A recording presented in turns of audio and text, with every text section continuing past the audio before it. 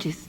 En el programa de hoy, el número 10 de las claves, abordaremos de nuevo el problema de las drogas. En el programa pasado nos dedicamos fundamentalmente a verlo desde la perspectiva del consumo y nos centramos concretamente en el análisis de la propuesta del alcalde Gustavo Petro de crear en Bogotá centros de consumo controlado y atención a personas especialmente vulnerables en esas zonas críticas que se llaman las ollas.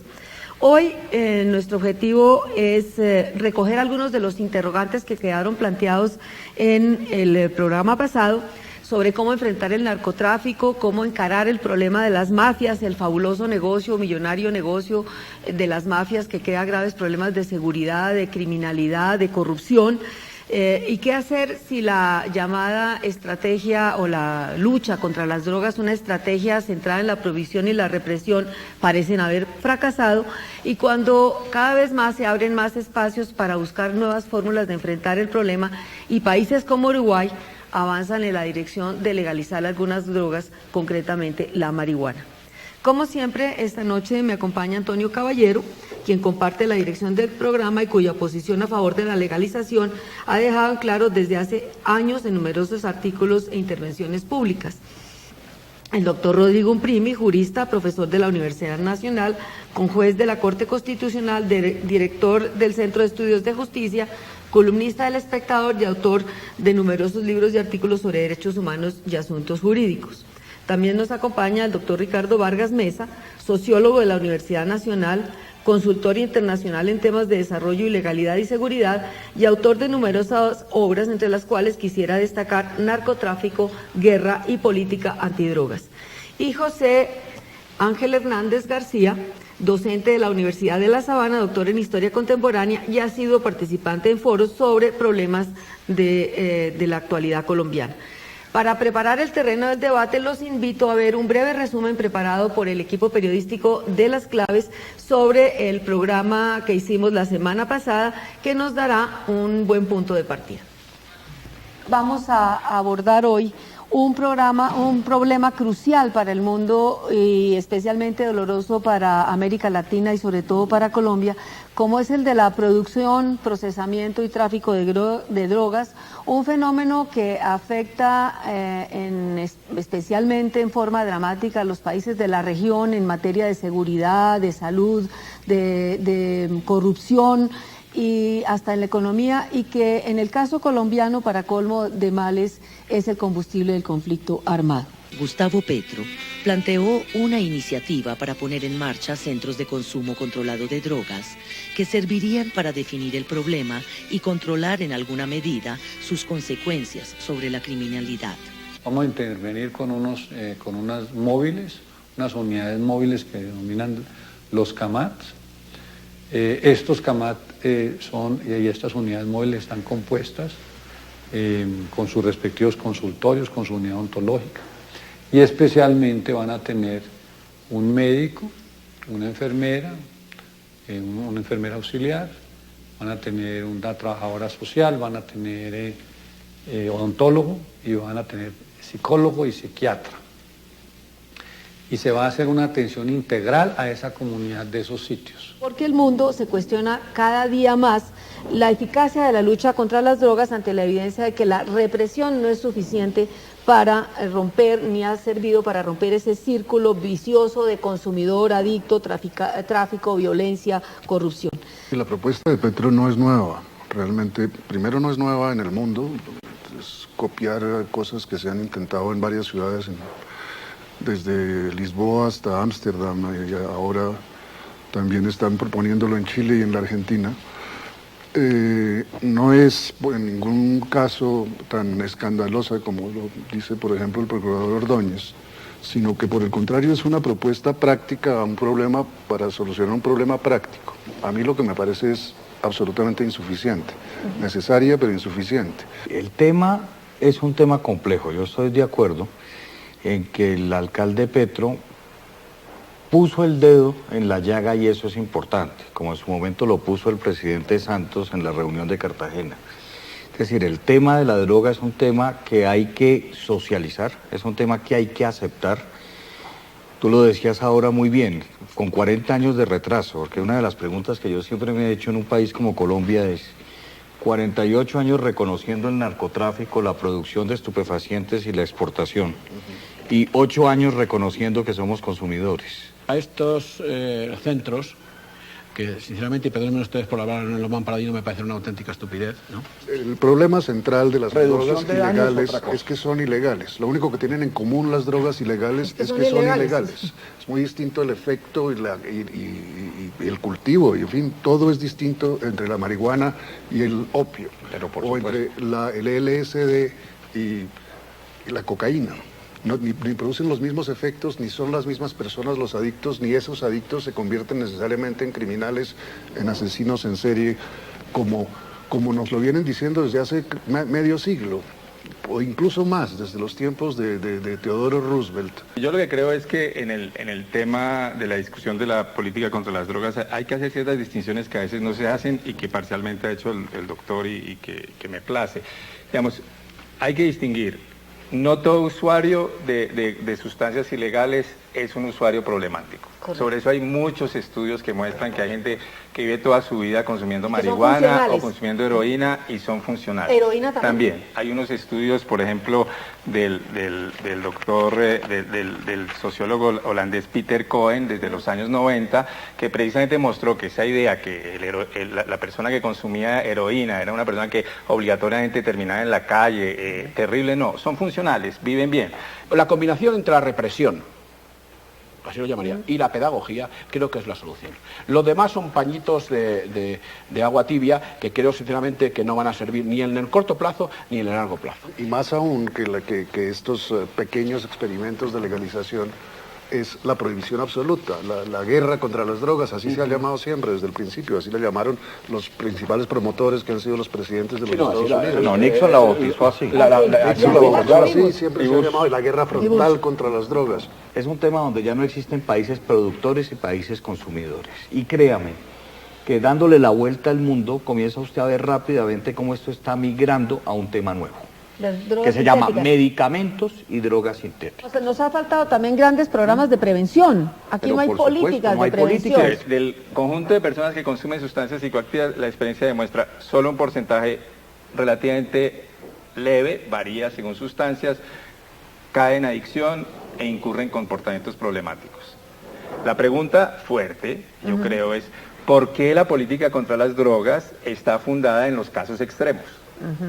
¿Por qué no hay una política de regulación como se hace con el alcohol o como se hace con el tabaco, en donde se admite un mercado legalizado, un mercado donde las personas que van a acceder... Que en consecuencia controlable. Controlable, No mucho está más legalizado. controlable. Hay un ejemplo claro. Por supuesto. Aquí tenemos los San Andresito. Enfermedad, Tenemos los San tolerancia y Andresito. dependencia. Y la gente va a comprar al San Andresito lo mismo que tiene a 100 metros de su casa en cualquier otra tienda. Pero, y va a comprarlo más barato el pero- mismo producto. Pero ¿cuál es el Pablo Escobar de los San Andresitos? El tema ha sido muy interesante. Nos dejó en sobredosis. Es absolutamente polémico, es absolutamente polémico y vamos a plantear un segundo programa. Bueno, como ven, el tema del consumo pues fue básicamente el tema de debate del programa pasado.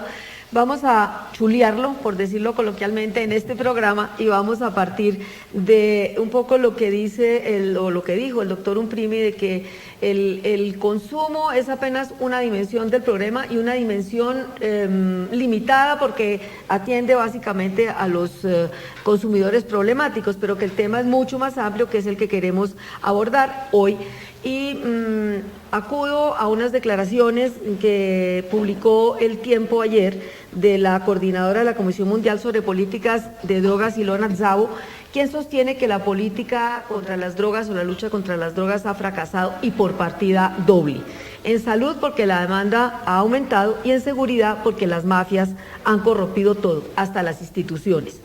Entonces yo quisiera, para comenzar el debate, que hagamos una ronda para que cada uno de ustedes exponga su posición frente a la guerra contra las drogas, como la llamó Nixon y quien la lanzó hace 40 años, una política que fue asumida prácticamente sin objeción alguna, urbi et orbi. Antonio, le cedo la palabra para que usted ponga su primera pica en Flandes. Sí, yo creo que el problema del consumo es únicamente uno de los muchísimos aspectos que tienen que ver con las drogas que se refieren a todo el consumo, la producción, el tráfico, y fundamentalmente el que los crea a todos, el que los convierte a todos en problemas graves, desde la economía hasta la salud, que es el de la prohibición.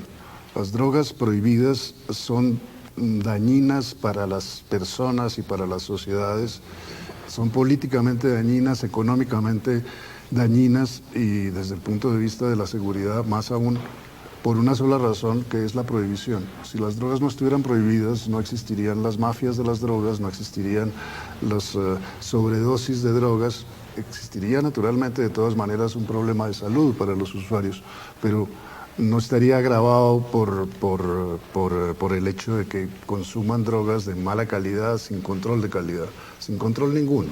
La falta de control viene de la prohibición. Todo lo que está prohibido es por naturaleza incontrolable. Yo creo que lo que importa, la discusión que importa, siempre nos han llevado a la discusión desde el punto de vista del consumo y la verdadera discusión está desde el punto de vista de la prohibición. ¿Alguno de ustedes quiere continuar? ¿Cuál? ¿Doctor Umprimi? No, yo estoy básicamente de acuerdo con lo que acaba de decir Antonio en el siguiente sentido.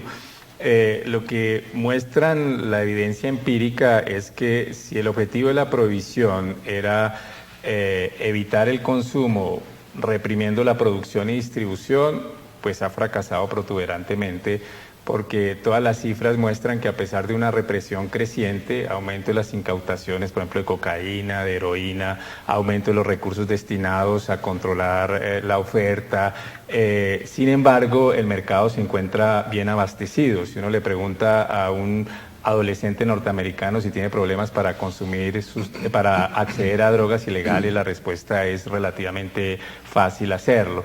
Luego, las magnitudes de la oferta se mantienen en cantidades suficientes para abastecer el mercado, no se ha incrementado sustantivamente los precios, como decían los prohibicionistas, que se iba a incrementar tanto que entonces el acceso iba a ser imposible o que la pureza iba a disminuir enormemente. Todas las cifras muestran que eso no es así. En segundo lugar, los costos de la prohibición son enormes. En el programa pasado vimos sobre todo los costos en términos de salud pública, a los cuales se acaba de referir Antonio, es decir, la falta de control de la calidad del producto, que hace que entonces muchas veces supuestas sobredosis no son sobredosis, sino simplemente envenenamientos por la falta de control del producto, la marginación del usuario que lo lleva a no acceder a programas de rehabilitación y tratamiento, esos usuarios que lo requieren, no todos lo requieren porque no son usuarios problemáticos, etcétera. Pero además... Y yo le agregaría, doctor Umprimi, los costos de seguridad. A eso sí me iba a referir. Perfecto. Es decir, pero para nuestros países latinoamericanos el costo más grave es el costo en términos de que esa economía ilícita, que es enormemente dinámica, ha generado unas mafias que han causado desafíos en términos de corrupción y seguridad a nuestros países enormes. Primero en Colombia, pero luego se ha extendido a muchísimos otros países, los países centroamericanos, México. Y finalmente, el último punto es que ese fracaso yo creo que es estructural, es decir, que ese fracaso del prohibicionismo no deriva que no se haya hecho muchos esfuerzos, que haya que hacer mejores esfuerzos, que haya que ser más finos en la prohibición, sino que hay un fracaso estructural que depende de esto. Si uno tiene una demanda por un producto ilícito, y esa demanda no depende de la represión, como se ha mostrado. Países que despenalizan mantienen a veces niveles mucho más bajos de consumo que países muy duros en la penalización del consumo, como lo muestra la comparación de Holanda con Estados Unidos en marihuana, heroína, etcétera.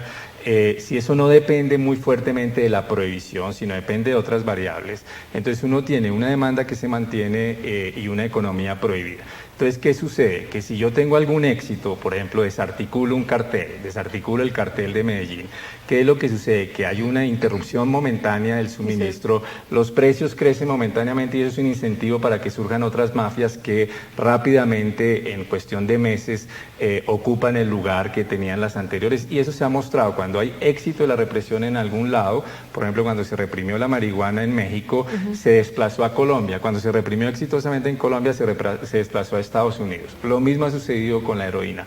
Cuando se reprimió eficazmente en una parte del mundo, como en Turquía, entonces pasó al llamado Triángulo de Oro.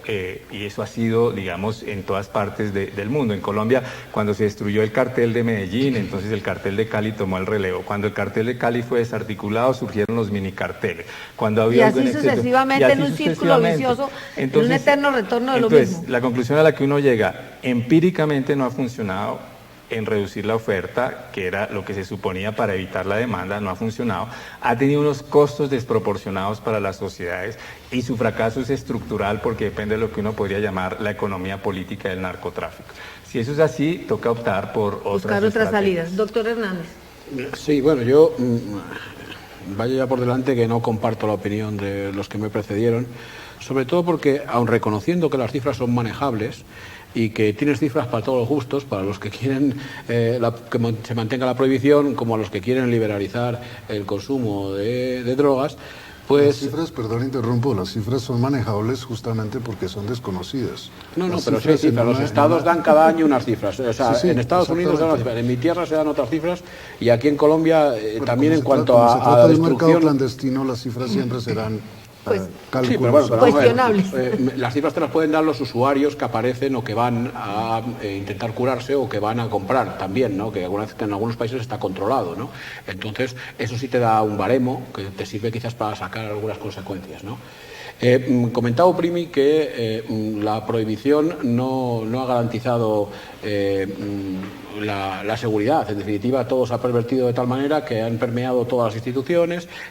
Pero, vamos, yo no conozco tampoco que la legalización de las drogas en los países en los que se ha legalizado haya acabado con la inseguridad ciudadana. No, los problemas relacionados con gente que necesita droga y que no puede consumirla también siguen dándose. Países como Holanda, claro, que tú mentabas... Lo voy a interrumpir, doctor Hernández. ¿Usted cree que haya habido situaciones como la que vivió Colombia, que Pablo, el cartel de Medellín, que ya no vive en este puso momento, en jaque el Estado? que ya no vive en este momento, ¿no? Lo único que pasa que que sobre Pablo si Escobar es evidentemente quiénes es son así, sus sucesores. pero en jaque al Estado se han puesto también por otras cosas, no solo por eso. No, pero estamos hablando de la droga. O sea, Sí, quiero decir que Estados Unidos sea el principal consumidor de droga, o Europa sea el principal consumidor de droga, no pone en jaque a sus gobiernos. No, porque la guerra la están haciendo los pero la inseguridad ciudadana en mi tierra, el 80% de los delitos que se cometen, desde los más pequeños a los más, son relacionados con las drogas, en mi tierra. Eso es así. Yo sigo percutiendo en la opinión que digo, ¿no? En la combinación entre pedagogía y represión. Sobre todo porque ayer estaba leyendo un dato, cuando pasó en España el tema de la represión de las drogas, desde el Ministerio del Interior, la policía y demás entidades de este asunto, pasó al Ministerio de Sanidad las cantidades de consumo y porque se hizo una prevención y más en los colegios y demás, hizo que se favoreciera la bajada del consumo de drogas. Eso es incuestionable, no es que lo diga yo, es que fue así. O sea, que sí es posible una cierta prevención a través de la pedagogía. Y otra cosa, y sigo diciendo lo mismo, a fuer de pesado, ¿no? Hay una cierta resignación con el tema de las drogas. Ya que no podemos acabar con la inseguridad cercana a la droga, pues legalicémoslo como si fuera la panacea. A ver, doctor Vargas, usted que ha estudiado el tema desde el punto de vista de la seguridad, también el de las drogas, ¿cuál es su posición? Tengo un matiz sobre lo que se está discutiendo. Perfecto. En el sentido de que si la guerra contra las drogas es contra las drogas, sí ha fracasado. Pero no creo que en ninguna parte del mundo la guerra contra las drogas sea solamente contra las drogas. Y creo que esa es la historia del asunto en América Latina, por lo menos. Y también en parte de Asia. Yo creo que el narcotráfico nunca se da en estado puro. Siempre se da en la realidad articulado con una gran cantidad de fenómenos. Y en el caso de Colombia, como en Afganistán, se articula el conflicto armado. Y creo que la historia de Colombia en relación con drogas está íntimamente relacionada con el tema del conflicto. Desde sus orígenes mismos, digamos, porque uno pensaría, no sé, es una tesis que tengo, no sé si usted la comparta, que un poco el narcotráfico crece en Medellín y el cartel crece en Medellín cuando las élites y el proteccionismo y todo eso empieza a fracasar y hay una clase emergente frente a una imposibilidad de nuevas frentes de trabajo y empiezan a encontrar en el narcotráfico como una salida, como para buscar una emergencia frente a un, no sé. Sí, pero digamos pero que... después se convierten en el combustible del conflicto armado. Porque es que el narcotráfico no termina simplemente en colocar la droga en un país que la demande, sino que necesita ese dinero finalmente lavarse, digamos. Y en la parte del lavado es donde yo veo una fuente grande de conflicto, porque en el caso de Colombia la concentración de la tierra, por ejemplo, es un factor impresionante de lavado de activos. Y al estar ahí en esa fase final, ahí creo que es donde se entrecruza bastante con el tema del conflicto y por eso en el caso de Colombia uno no puede decir que el narcotráfico haya tenido un solo comportamiento. Efectivamente, vino la guerra de Pablo Escobar contra el Estado, etcétera, un fuerte conflicto en ese sentido, pero también el Estado colombiano avaló, protegió a sectores del narcotráfico para que financiaran la guerra contra insurgente privatizada, digámoslo así. Claro, el paramilitarismo. O sea que siempre son comportamientos duales, ¿no? Lo que pasa es que los dineros del narcotráfico financian las dos partes del conflicto en Colombia. Importante. Es decir, paramilitares y guerrilla. Tanto a los paramilitares como a la guerrilla como al Estado colombiano. Y a partir del Plan Colombia, los consumidores norteamericanos de la droga financian las dos partes del conflicto en Colombia. Los unos a través de las ayudas del Estado norteamericano al Estado colombiano para que combata la droga, y los otros a través de la financiación directa. Financiación directa no, porque esa financiación pasa también a través de los grandes bancos. En estos días multaron lo que se llamó la ventanilla siniestra en la época de López. Y lo que acaba de ocurrir con uno de los bancos más grandes del mundo, el banco de Hong Kong y Shanghái, que lo acaban de multar. Una multa insignificante que le puso México, $26 millones por haber lavado de los narcotraficantes no sé cuántos billones en el sentido norteamericano, es decir, miles de millones de dólares.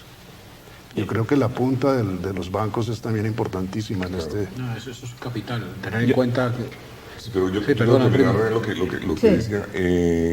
Yo creo que en la valoración que se hace sobre la incidencia del narcotráfico en el conflicto colombiano, en las decisiones de política no se equiparan como dos contendores similares a las guerrillas y a los paramilitares, sino que ahí está el problema del Estado de por medio, y en ese sentido yo creo que las decisiones van más encaminadas a contener todo el auge que tuvo la guerrilla a raíz de la financiación con el narcotráfico, sobre todo después del año 95. Sí.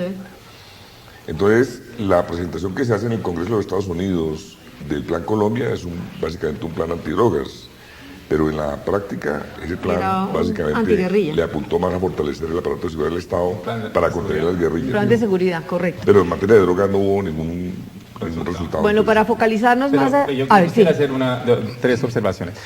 La primera, yo sé que las cifras son discutibles, pero yo me baso para decir que esto no ha funcionado en las cifras de los informes mundiales sobre drogas que hace la JIFE, que es la Junta Internacional de Fiscalización de Estupefacientes, que tendría el mayor interés en mostrar buenos resultados de la prohibición, y sus propios resultados, sus propias evaluaciones muestran lo siguiente. Esto es del informe de 2011, por ejemplo, las interceptaciones de cocaína han pasado entre 1900 y 2008 de 291 a 700 toneladas, o sea, la interceptación ha aumentado.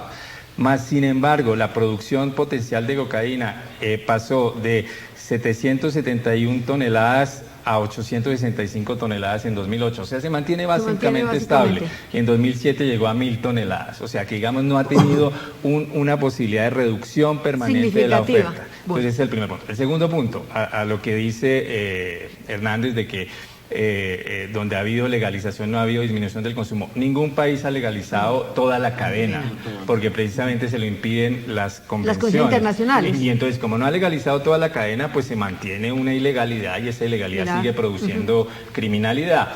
Pero ciertos componentes de criminalidad que estaban asociados a, por ejemplo, los problemas que tenían ciertos consumidores para obtener la droga, donde se logró hacer suministro de heroína para heroinómenos en una experiencia en Liverpool o en la experiencia de Zúrich, esos comportamientos para criminales para conseguir la heroína disminuyeron muy sensiblemente.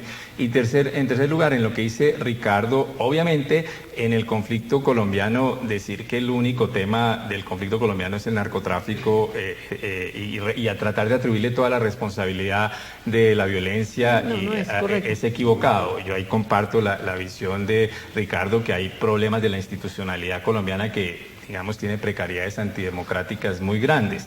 Sin embargo, es indudable que los dineros de la droga han confluido hacia allá y han agudizado gravemente la violencia del conflicto colombiano. No me hacen señales de que se nos termina la primera parte del programa. Les planteo para la segunda que empecemos a analizar, digamos, las consecuencias de las informes de las comisiones de drogas en las que participaron los presidentes Cedillo, Gaviria, Cardoso, Kofi Annan, etcétera, etcétera, y la respuesta que ha dado el gobierno, o por lo menos el gobierno del Uruguay, que parece encaminado a acoger ese llamado a buscar un modelo de regulación legal de las drogas, para la segunda parte del programa.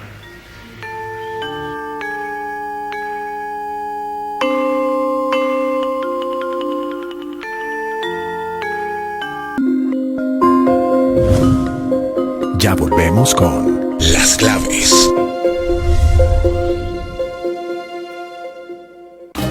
El fiscal habla. Caso Garzón. Más que como fiscal general de la nación, como colombiano, mi deseo es de que ese crimen no puede quedar en la impunidad, no se quedará impune la muerte de Jaime Garzón. Por una cultura de paz. Canal Capital. Televisión pública al servicio, defensa y promoción de los derechos humanos.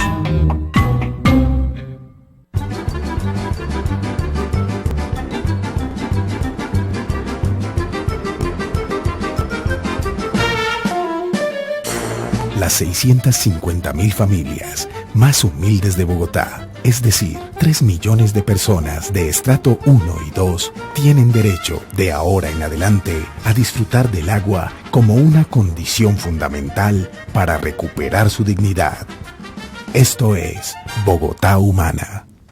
Supérate 2012, Sistema Nacional de Competencias Deportivas y Académicas. Supérate con el deporte, supérate con el saber y jornadas escolares complementarias. Incentivos para estudiantes, docentes, colegios, municipios y departamentos. Inscribe a tu colegio ingresando a www.superate.gov.co o comunícate a la línea nacional 0193310-761. Rectores, profesores, estudiantes, juntas de acción comunal y cabildos indígenas. Las inscripciones ya están abiertas. Supérate 2012 está en ti. ¿Quiénes pueden ser? Todo el mundo.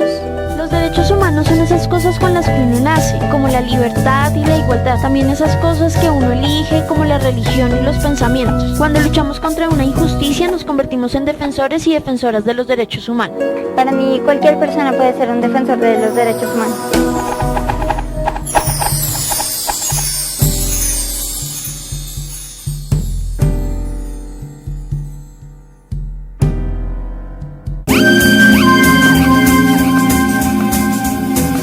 ¿Alguna vez usted se ha enamorado de más de una persona al mismo tiempo? ¿No? ¿Sabía usted que hay varias personas que logran hacerlo? Estaremos hablando este próximo miércoles a las 10:30 de la noche en Canal Capital sobre los poliamorosos. No se lo pierdan. Solo aquí, en Canal Capital. Televisión más humana.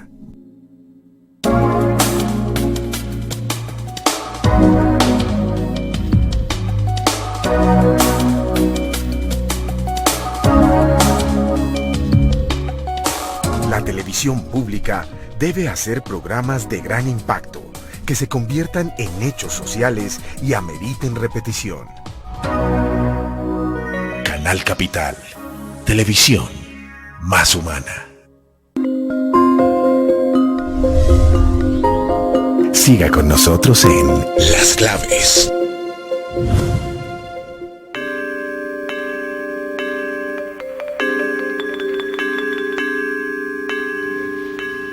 Bueno, yo diría que el tabú de la legalización se ha roto. Ya se está discutiendo y hay un paso un poco más adelante de la discusión, que es el del presidente Mujica en el Uruguay, que propone que el Estado controle la cadena de producción y comercialización de la marihuana, y su objetivo no solo quitarle el negocio a las mafias, sino también hay un esfuerzo de prevención y de rehabilitación, porque se supone que la venta pues tiene un impuesto y el impuesto se orienta a centros de rehabilitación y a un centro de control de calidad. ¿Ustedes qué opinan de la propuesta del presidente Mujica? Doctor Vargas, para empezar. Bueno, yo creo que el punto de partida me parece interesante, porque ellos lo que dicen es que el mercado está, digamos, confundiendo un manejo de drogas duras y drogas blandas, y que hay una gran cantidad de usuarios de drogas blandas como la marihuana, que fácilmente caen en la oferta de otras sustancias y por esa vía se enganchan y quedan atrapados en un problema de adicción o quedan atrapados en un problema Digamos de que la marihuana es el puerto de entrada a unas drogas más duras. Exacto. Y por eso legalizar ese puerto de entrada. Correcto, entonces se busca separar ese mercado, y como ese mercado tiene, digamos, unos comportamientos, digamos, más manejables en relación con otro tipo de drogas, creo que es una apuesta interesante como un ejercicio que podría servir para poder mirar de qué manera se puede asumir el comportamiento o el manejo de otros mercados, como cocaína, como heroína, u drogas sintéticas. Entonces me parece que como punto de partida es interesante, y tiene otra ventaja, y es que Uruguay entra a resolver un problema que tienen las apuestas de Europa, como Holanda, en donde, si bien es cierto, hay un manejo flexible en relación con uso, la parte de lo que es la compra para los distribuidores en los coffee shops, por ejemplo, es una parte oscura, que porque las convenciones ahí, digamos, son más flexibles para políticas alternativas frente al uso, pero son muy radicales en relación con producción y distribución. Y entonces esa parte queda un poco en el limbo, y lo interesante de Uruguay me parece que es que asumen... A transparentar esa zona gris. Exacto. Vamos a asumir el problema de producción y distribución. Y ahí me parece que ese es un punto... Antonio. A mí me parece muy interesante como punto de partida, efectivamente, pero si se entiende que se trata de un punto de partida, que no se puede solucionar el problema de la droga, de una droga, la marihuana en este caso, sin enfrentar el problema central, que insisto es el problema de la ilegalidad. Yo no creo que haya drogas duras y drogas blandas, es decir, esa diferenciación me parece que es engañosa y que induce en error. Hay drogas legales y drogas ilegales. Drogas legales son el alcohol, el tabaco. Bueno, y los barbitúricos producen adicción. Un montón de barbitúricos, las anfetaminas, y drogas ilegales que son han sido caprichosamente escogidas por comisiones internacionales, las que deciden cuáles drogas son las que figuran en las listas de las prohibiciones. Creo que mientras no se pase, es decir, me parece interesantísimo, repito, la tentativa del Uruguay como... Pero insuficiente. No, y además viniendo del país que viene. Uruguay tiene sus limitaciones también en cuanto a influencia en el contexto internacional. Dice que si esto lo decidiera un país con una gran influencia en el contexto internacional, pues quizás esto sería una cuestión para desde luego empezar a hablar de este asunto ya en cuanto a dar más pasos a ello. Pero es Uruguay, con todo el respeto a Uruguay. No creo que se tenga demasiado en cuenta. Y además, es que no se puede tener demasiado en cuenta porque esto es una política, si no es global, Uruguay resulta que lo legaliza, pero Paraguay resulta que es ilegal. Y el comercio y el lumpen alrededor y los subterráneos alrededor de la droga, pues vendrá de los países de alrededor si no están todos de acuerdo, ¿no? Esta cuestión es como hacer la guerra a cada uno por su cuenta y al final perderla, ¿no? Que es lo que puede pasar.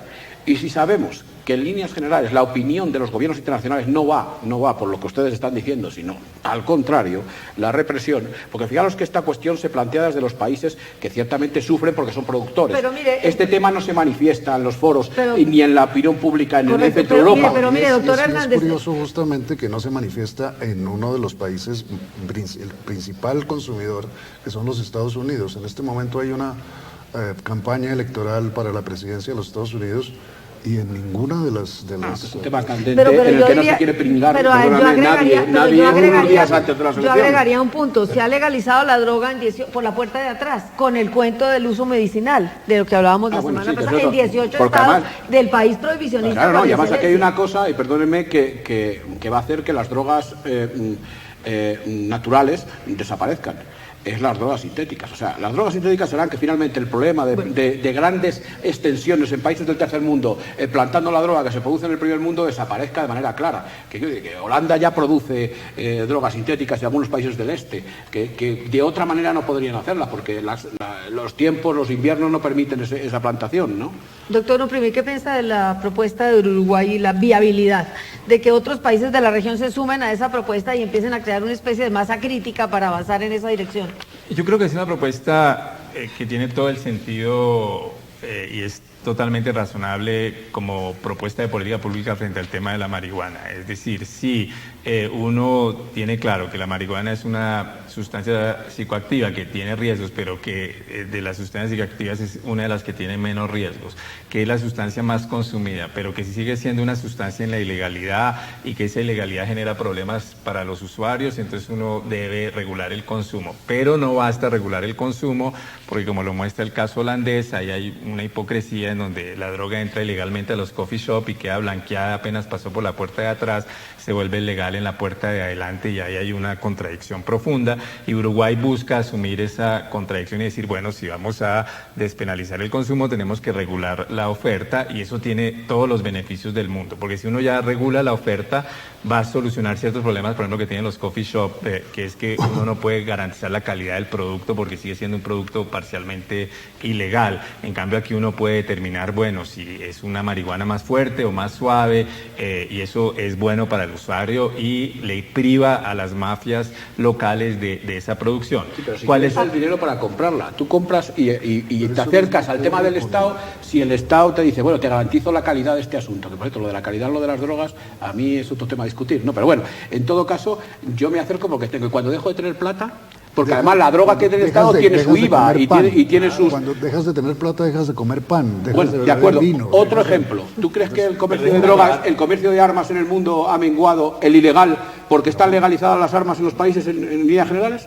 Pues no. Sigue habiendo un comercio de armas tapado, claro, tremendo, pero, tremendo, ejemplo, porque te dejas estupefacto lo que son capaces el argumento en Uruguay es que controlarían el 90% y el otro 10% sería de contrabando, y siempre habrá contrabando. Resignación, lo repito, lo de antes. No, sí, ¿cuál es la solución? No, resignación pregunta... sí. Bueno, es que mi hijo, pues, atraca bancos, digo, por poner un ejemplo que quizás no viene a cuento. Vamos a intentar hablar con él para que en vez de atracar 7, pues a ver si puede atracar 2 y que sea con supervisión de los papás para que no haya muertos colaterales en el momento de atracar. Resignación. Mal ejemplo. A ver, no. El ejemplo es malo porque el que atraca bancos le hace daño a un tercero. El que consuma sustancias psicoactivas, si se hace algún daño, es un daño a sí mismo. Te voy a repetir que en España los delitos de cualquier tipo, en una proporción enorme, están relacionados con el consumo de drogas. Y la necesidad del señor de conseguir droga. Pero entonces se legaliza y se le hace lo de fácil. Terceros, claro que sí, evidentemente terceros, los demás. La necesidad deriva de la ilegalidad que hace subir enormemente el precio. Entonces termino con lo entonces si uno tiene una oferta regulada puede manejar el precio para controlar las ilegalidades en que puedan recurrir usuarios. Bueno, eso lo dices tú, habrá que verlo. Eso es lo que sucedió con No, eso no está demostrado que sea así. Está demostrado en absoluto. No, bueno, tampoco está fracasado. Los niveles de consumo de la heroína han bajado desde los años 70 hasta ahora de manera exponencial. Y eso es incuestionable. Cuando se apretó a Colombia, que es el principal distribuidor de droga en Estados Unidos, porque sabemos que de Europa vienen de Bolivia y de Perú, en líneas generales. El de Europa es un poco distinto. También llega el de Colombia, igual que al otro sitio, llega a los de los otros países. Cuando se apretó en Colombia fuertemente el tema de la droga, bajó el consumo de cocaína en Estados Unidos. Eso no es cierto. Eso no es cierto. Cuando hubo los precios más altos de la cocaína en Estados Unidos, el consumo estaba subiendo. Cuando el precio bajó, el consumo siguió estable. El precio siguió bajando y el consumo siguió siendo estable. Que bajen los precios y baje el consumo. O sea, que baja el precio, yo soy drogadicto y dejo de consumir ahora que está más barata. O sea, la lógica es que son dos comportamientos independientes. En los años 80 el consumo subió y como toda la oferta no estaba instalada, el precio de la cocaína en Estados Unidos, con los datos que yo mostré, era más alto. Y sin embargo el consumo siguió creciendo.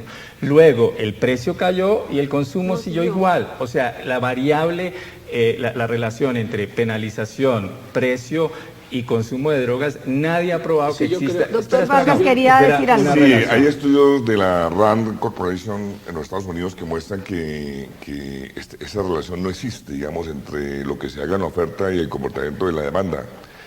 Digamos, Hay estudios que muestran que si se acaba el 50% de la oferta, el máximo que subiría en el precio sería un 3%, o sea que eso no tiene nada que ver con el tema de por qué disminuyó, se estabilizó el tema de la demanda en Estados Unidos.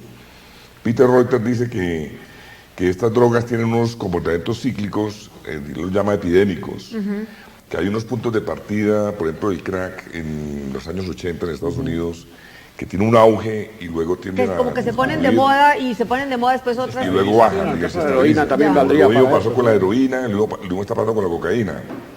Y desde el punto de vista del detalle de quiénes son los usuarios, normalmente el grupo de usuarios es un grupo relativamente reducido, sobre todo habitantes de la calle y presidiarios, que son los que sostienen el gran porcentaje de uso de cocaína y crack en Estados Unidos. Entonces, esa masa pequeña demanda un volumen grande de derivados de la cocaína. Y, digamos, esta identificación me parece que puede facilitar mucho más políticas de manejo del tema Bueno, en ese sentido, si el consumo va a seguir, porque va a seguir, no va a haber un mundo libre de drogas, el grave problema es el de las mafias. El grave problema es el de la criminalidad y los problemas de seguridad nacional y de corrupción. ¿Cómo atacarlos, cómo abordarlos, cómo enfrentarlos? Y la pregunta no es si empezar por legalizar algunas drogas no es el camino correcto. Claro, María Elvira, pero se entiende la obsesión que tenemos todos por la seguridad ciudadana. El acabar con las mafias, que son las que atentan con la seguridad ciudadana, se entiende. Pero reconozcamos que esto es un problema de salud pública también. O sea, vamos a ver. Vamos a ver que si el drogadicto no deja de tener acceso a la droga, de acuerdo, podemos acabar con las mafias, pero el drogadicto seguirá siendo un drogadicto. Es como la prostitución. Tú puedes legalizar la prostitución, pero el pretender que no hay un comercio de blancas, pues es mirar para otro lado. A ver, el tema yo creo que uno podría sintetizarlo así. La prohibición no sirve a la salud pública.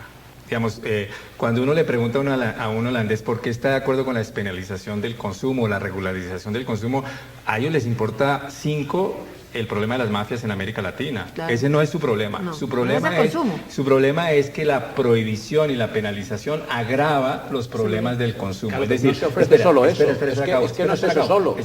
La prohibición agrava esos problemas. Entonces, para ellos la regularización es para enfrentar un problema de salud pública. Entonces, no funciona por el lado de la demanda.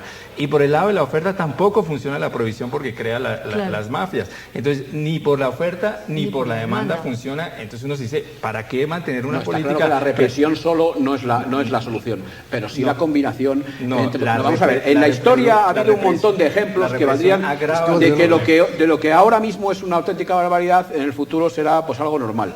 Y ha sido hacia adelante y hacia atrás. En otras épocas, otras costumbres eran vistas como algo execrable y luego después se han convertido en normales. O sea, lo que quiero decir con todo esto es que la pedagogía, el intentar hacer entender, sobre todo a los menores, porque aquí se legaliza, ¿y qué vamos a legalizarlo? Para los mayores de edad, y los menores de edad será ilegal, digo yo, y ahí habrá un comercio, que será ilegal. El modelo de que la letra con sangre no funciona. Pedagogía, pedagogía. Represión y pedagogía es la letra con sangre.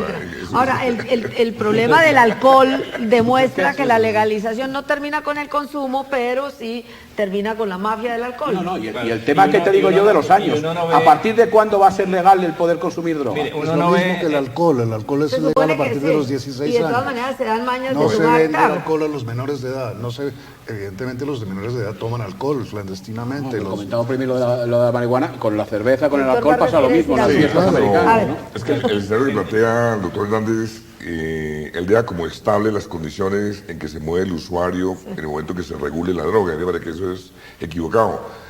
La idea es que el Estado pueda ganar una relación con los usuarios problemáticos. O sea, como están hoy las cosas, esos usuarios problemáticos están en manos de unas estructuras criminales que hacen lo que quieran con la droga, con ellos, y eso agrava los problemas de salud pública. Y con la legalización estarían en manos de los ministerios de salud. El Estado ya entra, digamos, en una relación directa con los usuarios y puede inducirlos a un cambio de sustancia, como pasa con la heroína, que lo inducen a la metadona y se hace mucho más manejable el asunto. Sí, pero digo yo, poniéndome el pellejo de un drogadicto, que ya soy drogadicto, y de repente esta ley entra en vigor, ¿eso me hace dejar de ser drogadicto? ¿O lo que hace? Entonces, las consecuencias a largo plazo de las drogas puedan ser blandas o puedan ser duras, pero las duras, por ejemplo, un heroinómano tiene su tiempo de cadencia. evidentemente, incluso en lo físico, en lo dental, eso se ve porque lo vemos. Cuando llegue ese momento, es el punto que voy, nada más, y con eso termino.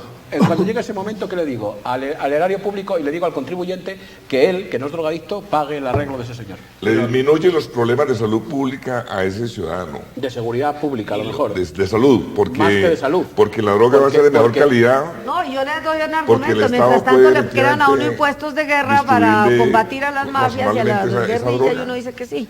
Y puede inducirlo a un cambio hacia la metadona. O sea, que sí hay... O sea, que estamos en el IF, que dirían los norteamericanos. Naturalmente que estamos en el IF, justamente ya... porque llevamos 50 años de guerra frontal contra la droga sin haber intentado ninguna otra solución, salvo la solución que efectivamente hemos visto como fracasada en todas partes, en los países consumidores, en los países productores y en el... hay países en los que el consumo de droga ha retrocedido, eso es evidente.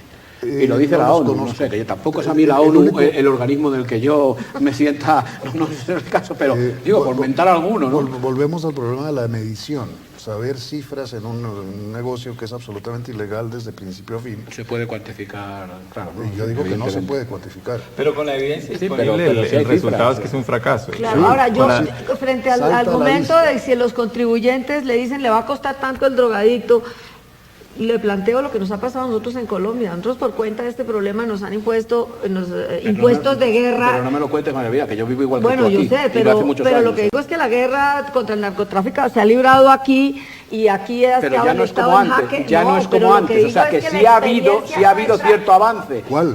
Vamos a ver, o sea, cuando llegué a Colombia no era igual que la Colombia de ahora, ¿no? Cuando cae un capo de la droga, la única pregunta que viene es ¿cuál será su sucesor? Sí, pero ya no hay esos grandes capos que teníamos anteriormente. Hay una multiplicidad de pequeños capos. Puede haber avances en términos de seguridad. De acuerdo, la tasa de homicidio ha disminuido, las amenazas que, digamos, no hay hoy una amenaza semejante a Pablo Escobar, no hay ningún avance significativo en términos de reducción de la oferta de cocaína.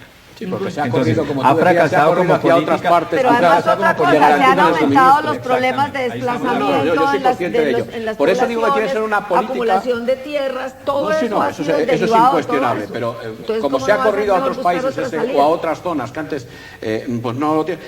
Por eso digo que tiene que ser una política globalizada. No puede ser que uno solo pues haga un saludo a la bandera porque no sirve para nada. O desfilamos todos juntos, y en eso no nos vamos a poner de acuerdo, porque seamos claros, señores, pero nos veremos aquí después de 15 años y veremos que no todos los países están de acuerdo. Entonces esa es otra resignación. Entonces mientras nosotros no hagan, nosotros nos quedamos con... yo no estoy resignado. Es que yo creo posible, es que yo primero ni por carácter soy resignado. Pero le devolví el argumento. Que da resultado la mezcla, la prevención pedagógica y la represión. Pero a ver, resignación es que, digamos, yo estoy de acuerdo que a nivel teórico uno diría la superación de la prohibición tiene que ser global. Pero ese es un argumento que se usa para que ningún país avance. Como se dice, y eso no lo podemos modificar, no pueden avanzar nada. Entonces, a mí sí me parece muy interesante, a pesar de que sea un paísito como Uruguay. Le agrego que Chile tiene un proyecto que está estudiando y Argentina está estudiando en el mismo sentido. Hay muchas ventajas de eso, porque gracias a eso se investigó sobre heroína, se descubrió la metadona. Exacto. Porque hay países que rompen la regla o que rompen el paradigma. O que van estirando. No se deja porque no tiene resultados prácticos, evidentemente. El tema del suministro de metadona por estamentos públicos. El autobús yo diría típico que de verdad es mucho más derrotista y más resignado a aceptar que hasta que los Estados Unidos no cambien, no cambiamos. Española, pero ya ese es otro lío. Bueno, pero eso es otra cosa. Que por cierto, miramos mucho a Estados Unidos también como si fuera el único consumidor de droga que hay. También es productor de algunas drogas como la marihuana importante. Como el que impone la prohibición, no como si fuera el principal consumidor de droga, que lo es por otra parte. ¿Cree usted que si Europa optara por otra política distinta a la de Estados Unidos no podría hacerla de manera autónoma? Que depende enormemente de Estados Unidos. Creo que vale la pena. Digo, porque ha habido otras políticas en las que los europeos han dicho, aquí estamos nosotros y ustedes pueden decir misa. Por eso la pregunta es por qué no lo hacen.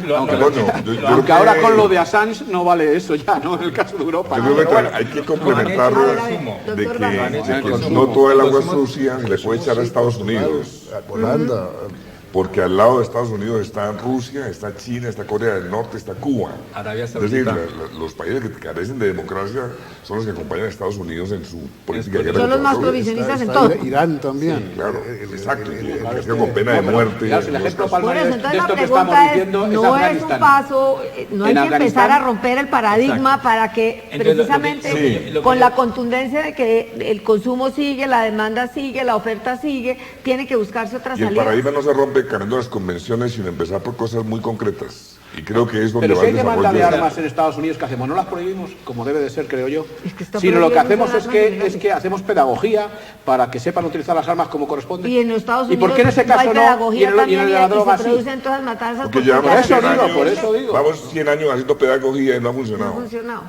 Entonces Es legalicemos así, las ¿no? armas, porque no hay otra cosa que hacer. Pero Como no hay que otra nada, cosa, no están legales. legalicemos, que no haya un comercio de tapadillo de armas, porque al fin y al cabo, bueno, como va a seguir habiendo muertos, pues entonces que el Estado controle un Es poco. que el problema no es que sea esta una solución, la bala de plata, sino cómo reducimos los La problemas, panacea, los ¿no? daños. Exacto. Y estamos Lo ocasiona hablando la de la prohibición. droga y no de las armas. Podríamos hablar también Sí, de la podríamos hacer un programa tuberculosis, sobre las podríamos armas. hacer otro programa sobre la Sí, tuberculosis. pero que es un comercio que trae finalmente muerte y que es muy preocupante en Estados Unidos a la par que el de las drogas. Pero el de las armas pone en riesgo claramente derechos de terceros, porque es raro que uno vaya a prohibir el comercio de armas porque haya muchos suicidios, sino la regulación del comercio de armas es porque el uso de armas genera riesgos para terceros. Y el uso de drogas genera riesgo para terceros a través de los delitos relacionados con las drogas. Que no, están ligados que no a- las que- niega ningún que Estado. están ligados a la prohibición. Entonces, Eso que lo que tú me dijeras que en Holanda se han acabado los delitos porque hubiera No, en no, absoluto. es que no todos los en delitos absoluto. tienen O sea, origen hay- en las drogas. No todos no, pero una proporción muy grande, quizás el que más. El que más. Volvemos a las cifras incalculables o O sea, difíciles. cuando uno mira... No, pero eso la lo dicen los violencia- ministerios del Interior y la Policía de esos datos No. anualmente. Yo los A ver, veo de vez en cuando a cuando ver, veo el doctor televisor. Cuando uno, es que Doctor cuando uno Vargas. mira la violencia asociada a las drogas, digamos, uno tiene que hacer distinciones. Hay un célebre artículo del profesor Goldstein que distingue 3 tipos de violencias. La violencia asociada a la calidad de la sustancia. Por ejemplo, Sí. si uno consume alcohol, entonces puede ser, digamos, un poco más violento. La violencia asociada a lo que el doctor Hernández llama la conducta compulsiva por obtener la droga cuando estoy en abstinencia. Y luego lo que él llama la violencia sistémica, la violencia por la existencia de un mercado ilícito. Y todos los estudios han mostrado que el gran componente de la violencia asociada a las drogas es la violencia sistémica o la violencia compulsiva por obtener la droga. Si lo que disminuye la prohibición son la 2 y 3. La 1 se mantiene, pero es regulable. Es mucho más regulable. Se reduce en el a ámbito- sus justas proporciones, justas proporciones. por decirlo en términos Y tubayistas. en el tema de Uruguay, a mí que es lo que me parece interesante del caso uruguayo, que es forzar las convenciones a su extremo. Lo que Eso va a hacer iba a preguntar, ¿está dentro de las convenciones? está en el límite de las convenciones. ¿Por qué? Porque lo que dice la Convención Única del 61 y con su complemento en el 88 es que esas sustancias no se pueden producir ni distribuir ni comercializar, sino para usos médicos y científicos. ¿Qué hablamos? El consumo está un poquito dentro de la discreción de los estados. Entonces, Uruguay puede sostener que eso está en el límite de las convenciones con 3 tipos de argumentos. Perdón, Primero, se podría comparar el caso de Uruguay con todos los estados de los Estados Unidos que para fines médicos Claro. han legalizado la marihuana. entonces, el primer tema es que Uruguay sostuviera que eso es para fines médicos, entendiendo médicos subterfugio legal para permitir- Espera, acabo el argumento. Entonces, en el sentido de que la salud pública impone esas políticas.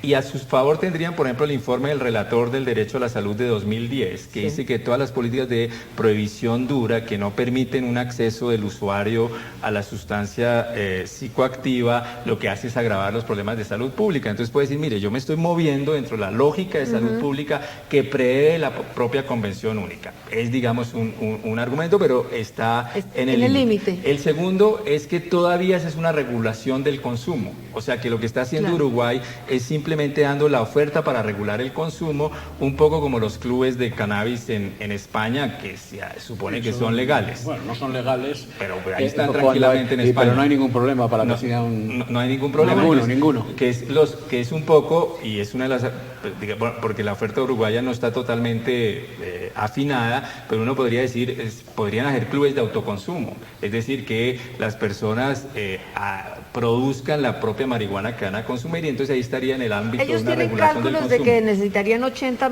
toneladas al año para un consumo de 1,5 gramos diario por consumidor. ¿Ves cómo ¿no? si hay cálculos? No, ¿Ves digamos, cómo si hay cálculos? claro, digamos, pero no, hay cálculos. sí, ¿no? hay Por eso, cálculos, por eso digamos, digo, o sea, que si hay probablemente cifras, hay más, cálculos, pero sí. ellos calculan eso de tal manera que ellos podrían, primero, el adicto tiene que inscribirse en un registro estatal. El usuario. El usuario, es bueno, perfecto, el que necesita su gramo diario de lo que sea, y de la marihuana en este caso, y el Estado controla la calidad, tiene fondos de rehabilitación para que el inscrito, si en un momento dado quiere rehabilitarse, le ayuden a Pero fíjate que rehabilitarse. había que preguntar a la opinión pública, por ejemplo, que Uruguay tome esa decisión desde exactamente los lo que altos, desde el propone Ejecutivo, el procurador. porque cuando Después de preguntan 100 años a de lo California que- dicen no. Después de 100 años de que se les haya dicho a la opinión pública que las drogas son malas, que las drogas son causantes de todos los delitos, que las drogas hacen daño a la persona y a terceros, es muy difícil convocar a la opinión pública para que opine al respecto, que es lo mismo que hace el procurador Ordóñez, que habla de un referéndum para preguntarles a los colombianos si desean la legalización Eso es o no. democracia en su nivel, o sea, pregunta al ciudadano, a la opinión pública, qué es lo que opina con respecto a... Lo hacen los suizos hasta para preguntarte si has de llevar una corbata o no. En cada cantón de Suiza lo hace y es una democracia fenomenal. ¿Por qué no preguntamos? ¿Por qué en este caso no y en otros casos sí? Porque había una distorsión de los argumentos en relación con el tema de las drogas. Hay mucha Pero es que eso confusión. mismo podría decirlo cualquiera en el momento de Hace convocatoria a falta- un referéndum ahí sobre se cualquier falta una tema. pedagogía, No ¿no? está preparada la Romper el sociedad. tabú. Eso es como Exacto. cuando el voto femenino, ¿no? Decían las izquierdas, no, es que no está preparada la mujer porque vota a la derecha. Y entonces pues no permitamos el voto de la izquierda. Y ahí estuvo el voto de las mujeres durante un tiempo. ¿Por qué no preguntamos en este caso? ¿Por qué no lo preguntamos? No, es Me parece. el sentimiento de persecución que veo que tiene. No, pero me atribuís todos los sentimientos posibles en esta... Cuando se trata al contrario del perseguidor, es decir, el que prohíbe se considera amenazado, el que prohíbe se considera perseguido, por el contrario, es decir, estamos... ¿Y quién se puede sentir perseguido por preguntar a un referéndum? ¿Qué tenéis en contra de preguntar a la gente? Es así, como hacen los californianos. Yo Digo que hay un creo ejemplo. ahí A California le preguntan doctor a Antonio... Hernández, el problema es que preguntar ahora, cuando no hay suficiente información. Y mientras o tanto la informa- legalizamos, sin no, preguntar a la gente. información es sesgada. No, mientras Porque tanto también la hacemos... prohibimos sin preguntar a la gente. Está regulando. Cuando se prohibió, se le preguntó a la gente, se convocó un referéndum no, para preguntar. Pero tampoco se preguntó si Y había se- que matar o si había alguna que están No, pero codificadas no, en el usted- derecho. usted En el lleva- derecho. usted O sea, lleva- hay cosas que se supone por la opinión pública y por el sentido común, que es el derecho, la aplicación del sentido común es el derecho, pues finalmente que no son El buenas. consumo de drogas, que ha sido constante a todo lo largo de la historia de la humanidad, nunca ha sido prohibido, ha sido siempre Porque no ha controlado. llegado a los niveles ha de sido ahora. siempre controlado. Claro, porque no ha el consumo llegado- de alcohol, por favor, ha llegado a los niveles de ahora. No era y alcohol, ex- pero no estamos sí. hablando de alcohol, por utilizar vuestras y expresiones, únicamente, sino que estamos hablando de drogas, ¿no? y únicamente donde ha sido prohibido el alcohol se ha convertido en un problema de orden público, como ocurrió en los Estados Unidos durante 20 años. Por eso es que nosotros no defendemos la legalización de la droga, sino su relegalización, porque fue legal durante mucho tiempo. O sea, digamos, cuando uno... No, estaba sin regular, no legalizada, sin regular. Lo que no, no- o sea, Lo que no está Por regulado Dios, yo no soy abogado, pero vamos. está regulado el consumo de... No, está no es lo regulado el mismo, consumo no es de lo papa. En general la No, gente papá, no está regulado y entiende por legal. legalización como que la puede comprar en el supermercado la droga. Sí, que se no se vuelve- trata de eso. Y eso no se trata, es de, No de es controlar y equipararlo con el regular el alcohol. mercado. Sí. Precisamente para Pero tener ya no los está- hilos. no está prohibido Eso eso. asusta a la gente. Yo creo que sí, Pero yo sí claro. creo que se trata de eso. Yo sé Claro. que eso asusta a la gente, pero claro que sí. Yo creo que se debe legalizar las drogas que hoy son ilegales, todas ellas, y desde el principio hasta el fin, es decir, desde la producción hasta el consumo.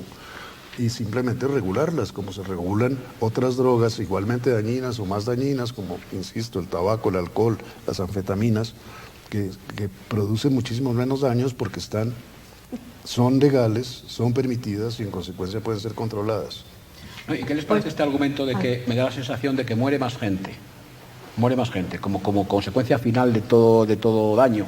Muere más gente en el proceso de producción y en el de comercio que por el consumo de las drogas, seguramente.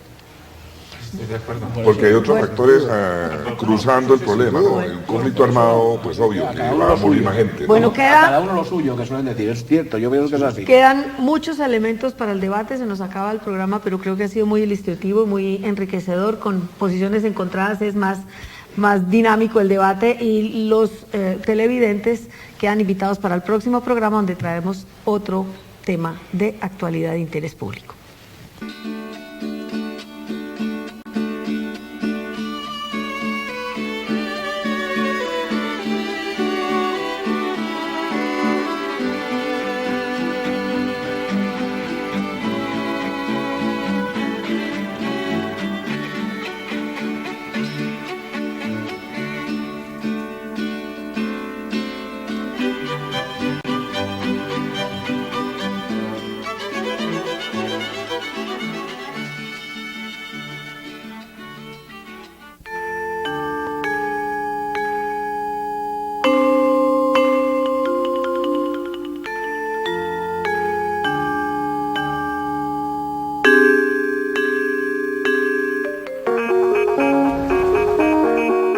Lo que sigue no contiene imágenes ni sonidos de sexo ni de violencia ni cosas por el estilo. Es apto para todos. ¡Tal cual! ¡Comadre! ¡Tal cual! ¡Claro! ¿Estamos listos? ¡Claro! Bueno, aquí contamos lo que nos están contando. Que pueda servir para estar atentos Y no comer cuento. ¿Hoy qué tenemos para contar? Lo que le pasó a una amiga que contrató el servicio de telefonía móvil y le salieron con un cuento. Cuente, comadre. En el contrato le incluyeron una cláusula de permanencia mínima por 2 años. Y eso no lo pueden hacer. ¿Por qué? Miren.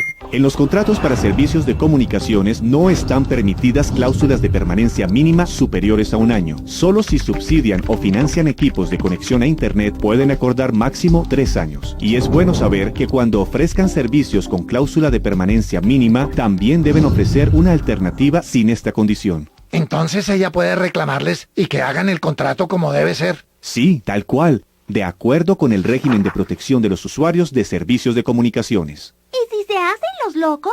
En ese caso, puede quejarse ante la Superintendencia de Industria y Comercio para que haga valer sus derechos y les aplique su sanción. Pero ojalá que sin necesidad de sanciones ni de multas entiendan que los derechos de los usuarios se deben respetar.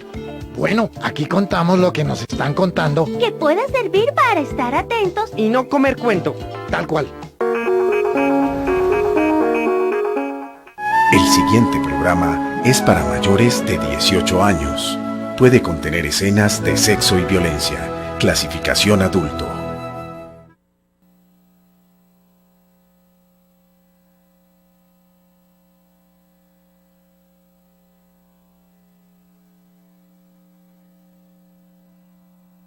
Como autoridades de como indígenas, dueños de Colombia, dueños de nuestras tierras. En el pasado nos quitaron y ahora tenemos que hacernos frente para quitarlos a ellos, porque estas tierras son nuestras, porque lo merecemos, porque son nuestras. Nuestros líderes han derramado sangre, nuestros líderes han muerto. Pero ahora nosotros es el tiempo de que luchemos por ellos también. Yo creo que desde más allá están proclamando, aquí los indígenas que están demostrando el valor, la fuerza que necesitan, la fuerza que tenemos que demostrar.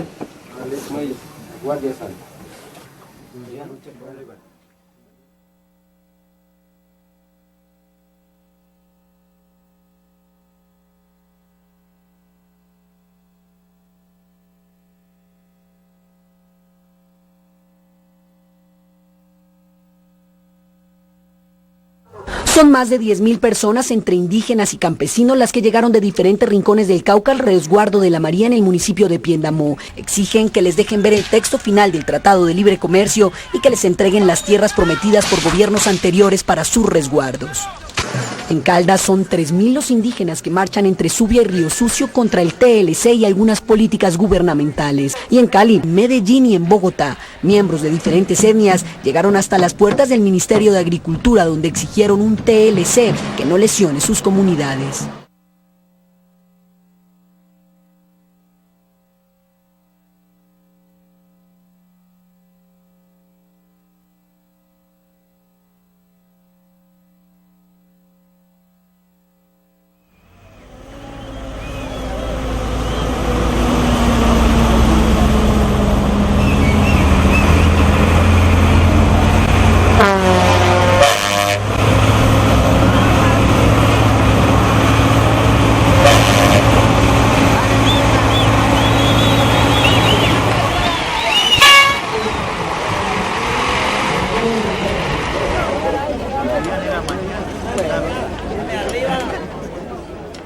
La función de nosotros más que todo es buscando los derechos propios que nos han venido expropiando los grandes ricos en los tiempos pasados, y el gobierno tiene un compromiso con los indígenas y no lo ha cumplido. Y ese es el momento que por eso nos encontramos de nuevamente buscando una forma de cómo represionar al gobierno. Esa es la única forma de nosotros, la solución. Nosotros queremos una solución pacífica con las vías hechas por la necesidad de las comunidades y el cabildo. Ese es el fin que nos trae aquí a volver a concentrarnos aquí con la Guardia y las comunidades. Bienvenidos, y que ojalá a partir de hoy cada uno al regreso de nuestras casas cuando esto termine quedemos contentos de decir participé y le aporté a la causa, que nos va a tomar un trajín duro, lo entendemos, pero a eso vinimos, a trabajar y afrontar las consecuencias de la represión. Estamos preparados anímicamente y físicamente, a eso hemos venido y por eso estamos aquí.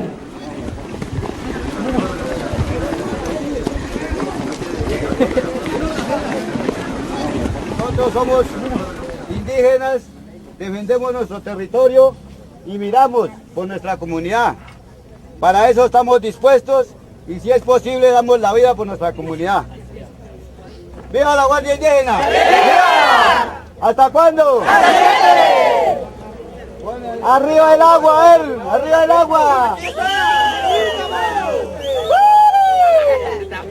¡Arriba las toallas!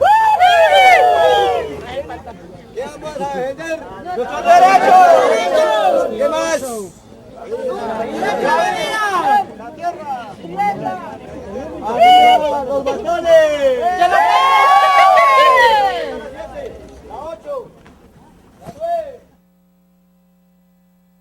Que este gobierno lo único que pretende es como a exterminarnos, entonces nosotros yo creo que vamos a dar hasta lo último por no dejar que él logre el objetivo que él tiene contra nosotros.